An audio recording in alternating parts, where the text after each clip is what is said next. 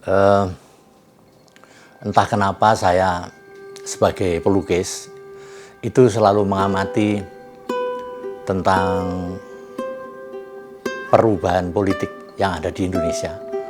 Jadi setiap 5 tahun sekali terjadi pemilihan presiden, pemilu, kemudian sudah sejak dulu sejak zamannya Pak Harto, kemudian presiden-presiden yang lain, Pak Habibie, Gus Dur, Bu Megawati, Susilo Bambang Yudhoyono, dan kemudian Pak Jokowi, itu selalu mengikuti saya dengan antusias. Bahkan kadang-kadang saya diundang oleh televisi swasta untuk ikut talk show sebagai budayawan.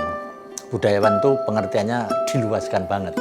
Bisa jadi kayak dukun, bisa jadi kayak orang eksentrik, bisa kayak orang yang memang mumpuni dalam segala bidang, sehingga lebih multikultural, intoleran, dan yang lainnya visi-visinya. Lah itu berlanjut. Sekarang ini saya selalu melukis calon presiden seperti Bu Mega, dulu saya bikin poster kemudian jadi presiden, kemudian Gus Dur saya bikin poster juga jadi presiden. Saya cetak edisi lebih dari 500 eksemplar, saya jual. Kemudian Pak SBY saya ikut kampanye dalam tanda petik pameran lukisan 99 lukisan di Hotel Niko tentang seluk-beluk Pak SBY. Kemudian Pak Jokowi jauh-jauh hari saya ketika beliau jadi wali kota, jadi gubernur DKI, saya sudah melukis.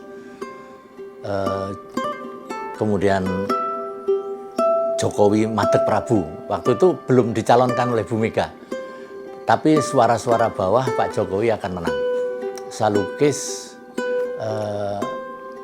calon-calon presiden, kemudian jadi Jokowi Madeg Prabu. Saya melukis sampai 3 buah gede-gede 1,5 meteran. Kemudian giliran sekarang ini yang akan terjadi pemilu tahun 2024 nanti, entah kenapa saya kok kepincut atau menghormati, terpesona dengan karisma yang ada pada Bapak Panglima TNI, Bapak Jenderal Andika Perkasa.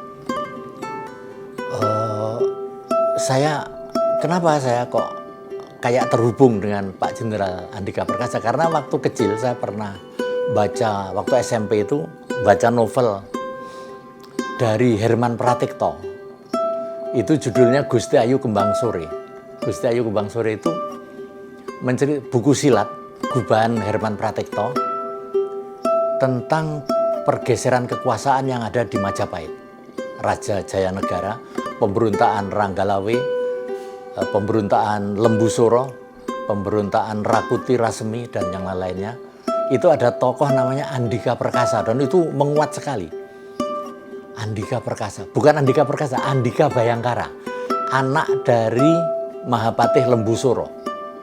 Jadi cerita itu membekas sekali, sehingga ketika polisi memakai gelar Bayangkara Negara, itu otomatis selalu ingat masa SMP saya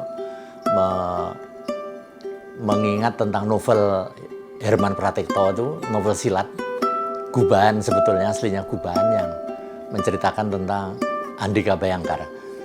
Lah, dari nama Andika Bayangkara ke Andika Perkasa menjadi tidak aneh. Jadi ketika saya ingin melukis, saya harus melukis, Pak Andika Perkasa didampingi oleh Semar, kemudian relief candi, dan sambil menunjuk pakai baju rompi perang zaman dulu. Bayangan saya itu rompi perang zaman Majapahit atau Romawi atau apalah, pokoknya saya gubah rompi tahan peluru, rompi perang, baju perangnya, baju zirahnya tokoh-tokoh zaman dulu. Jadilah lukisan pertama 1 kali meter kali 1 meter. Saya beri judul Bima Andika Perkasa. Bima yang perkasa, Capres 2024 yang belum punya partai. Itu saya muat di Instagram dan YouTube tidak sampai 2 hari sudah ada yang nembung, ada yang minta, Pak Arti, apa bisa itu saya koleksi? Bisa. Kemudian terjadi dealing harga, saya tidak pernah mengajukan harga tinggi, karena saya juga kasihan kalau orang membeli lukisan dengan harga sangat tinggi dan yang lainnya. Beliau seorang dubes, duta besar Thailand, yaitu Pak Rahmat Budiman. Memang beliau kolektor lukisan saya. Jadi sekarang lukisan itu sudah dikoleksi oleh Pak Rahmat Budiman, duta besar Thailand. Tapi lukisannya masih di rumah karena belum bisa mengantar ke Thailand, atau nanti kalau Bapak Rahmat datang ke Jakarta saya antar. Kemudian setelah itu merasa laku saya, dan memang udah laku dibayar, merasa kehilangan. Kemudian saya melukis lagi Jenderal Andika dengan versi yang lain lagi, di mana beliau ini sudah bawa pusaka Republik Indonesia. Ini Republik Indonesia.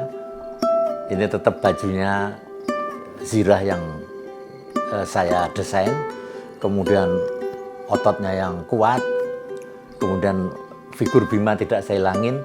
Saya tambah tentang Istana Bogor, kemudian Istana IKN nanti. Jadi itu simboligi dari Satrio Piningit Jenderal Muhammad Andika Perkasa. Jadi kenapa saya pernah 2 atau 3 minggu yang lalu diundang untuk berbicara tentang capres dengan orang-orang partai, dengan dimoderatori Mas Sebastian Salang, kemudian Mas Taslim dari Partai Nasdem, kemudian Gudori dari pendukung Pak Jokowi untuk 3 periode. Mereka tidak tahu apa jalan pikirannya kok ngundang saya. Saya dikenalkan sebagai seorang budayawan yang aktif di masalah sosial dan memiliki wawasan-wawasan yang ke depan gitu. Saya diperkenalkan, saya tidak mencalonkan Pak Ganjar, tidak mencalonkan Pak Anies, tidak mencalonkan Muhaimin Iskandar atau Pak Prabowo. Tapi saya tidak tahu kenapa saya bilang nanti calonnya itu namanya Andika Perkasa. Beliau itu Satrio Piningit, Satrio harapan kita, kesatria harapan kita. Karena lagak lagunya atau pola tingkahnya tidak menunjukkan bahwa beliau eceran. Artinya calon presiden hampir semua belusuan ke pasar, niru Pak Jokowi. Pak Jokowi otentik, tapi yang lain-lainnya itu menurut saya klise. Pak Andika tidak.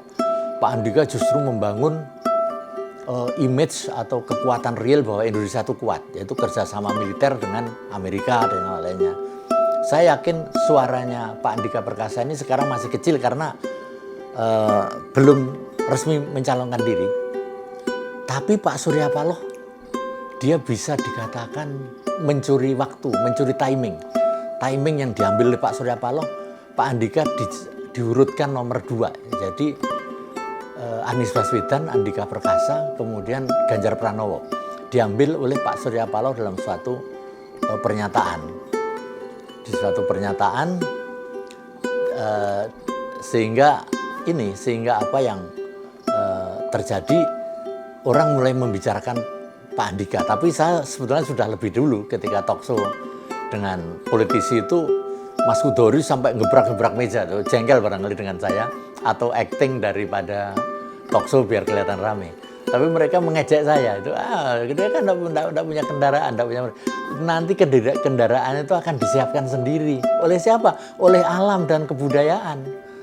Alam dan kebudayaan seizin Tuhan Allah Ta'ala akan disiapkan. Jadi Muhammad Andika Perkasa ini nanti insya Allah kalau beliau mau, karena Wahyu Keprabon itu juga akan pilih-pilih orang. Dia sekarang ini sedang ngelabeng itu berkeliling. Harusnya sekarang politisi-politisi nanggap wayang tentang Wahyu Mangkutoromo, siapakah penerus dari Wisnu misalkan, atau Wahyu Cakraningrat, Wahyu aristokrat yang erat, yang keturunan, siapa itu nanti sedang dicari nih oleh alam dan kebudayaan atas izin Tuhan. Jadi kita jangan sok-sokan mengecilkan Pak Andika. Saya yakin nanti pada timingnya ini Pak Andika Perkasa ini akan didorong oleh keadaan yang positif untuk beliau, digerakkan hatinya dan didukung oleh masyarakat Indonesia untuk beliau menjadi capres tahun 2024. Karena apa? Karena tantangan tahun itu memang sangat berat. Faktor-faktornya apa? Faktor-faktornya tentang menajamnya suatu polarisasi yang berdasarkan agama, etnik, suku, dan yang lainnya. Kemudian yang bisa menghentikan yang orang yang punya pengalaman kepanglimaan. Menurut saya itu juga beliau kelihatannya santai, kendor, tidak politis. Beliau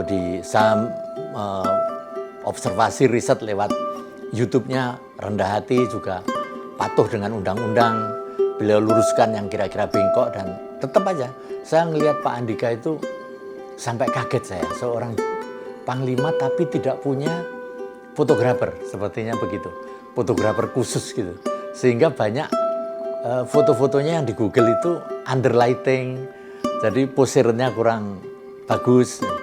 Harusnya menyiapkan fotografer khusus untuk untuk itu penting untuk rakyat, bukan untuk Pak Andika, tapi untuk rakyat sendiri penting. Karena rakyat itu akan patuh pada pemimpin yang dihormati, dan kalau badan keren sih tidak ada yang lawan. Seluruh pejabat banyak yang menteri dan yang lainnya perutnya buncit-buncit, Pak Andika flat,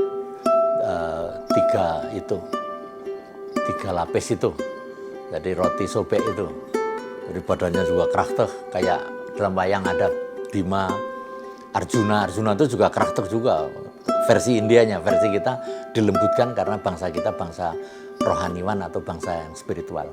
Kira-kira inilah lukisan saya Pak Andika Perkasa ketika beliau sudah membawa identitas suatu bangsa, dan kemudian saya simbolkan Satrio Piningit yang nanti akan membesar menjadi menerima wahyu keprabon dan insya Allah jadi presiden tahun 2024, didukung oleh partai-partai. Menurut saya yang dukung nanti bisa Nasdem, Golkar, Hanura, dan lain-lain akan ikut, partai-partai nasionalis akan ikut. Dan inilah persembahan saya, bukan secara politik tapi secara kebudayaan kepada Republik Indonesia yang saya cintai ini. Terima kasih. Wassalamualaikum warahmatullahi wabarakatuh.